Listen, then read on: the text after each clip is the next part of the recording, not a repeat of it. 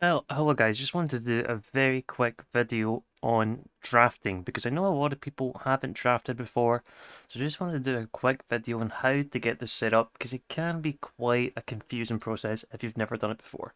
Now, this doesn't need to be for my tournament, it could be for any tournament whatsoever, but the first thing you really need to find is the handbook for the tournament that you're in. This is one that I've got up for Nomad Wars League, so on the Google Drive, sometimes they will just upload them as a PDF document, which can be a little bit more difficult if it does get updated. You have to make sure you're on the latest version. The good thing is, as a host, you can just update the Google Drive, and then the latest one always gets up. It gets uploaded. So the first thing you kind of want to look for, there should be a match settings, match draft, and there should always be links in there. If you enter a tournament and there's no links for the certain stages, you should be asking the host about that.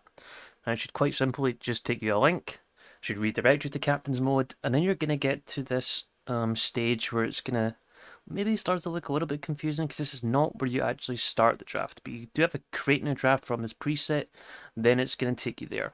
So all you got to do is just check that all the civs are available that they're meant to be, look for any mistakes. We'll get hopped into it once we're here. So once you get to this screen, you're going to have the options of going to host, guest, or spectator. It should say in the handbook who should be host or guest, and it's usually about the higher seed being the top one to pick first. Let me just check.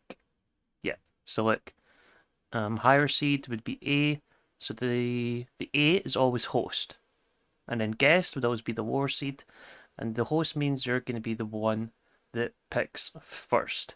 Now, all you got to do is send the URL to someone, so you just copy that. I'm just going to do that just now. I'm going to send it, boom, and then I'm going to click host because I'm going to be higher seed, and then you'll see you can set your name up here as well. I've got it as 303, but I can put it to Paradox. Nice and easy to do. There's some other things you can do at the bottom as well. You can flip the host, you can go for a simplified UI, which kind of puts everything together. You can also change the units up here in the top right. We'll show you animated units. You've got the emblems, so the shields and whatnot, if you're more used to that. And then you also just have the normal units, but which aren't animated. So whatever easiest for you. It can be quite confusing when you look at the full screen and you only have 30 seconds for a pick. So use your time wisely. There's other things you can change. Light mode, not very nice. So have it in dark mode if you do prefer that. And then once your opponent gets in here, you'll be able to tell it will come up as the opposite player. Let me just quickly click the link, and I'll be in. I'm clicked as a guest.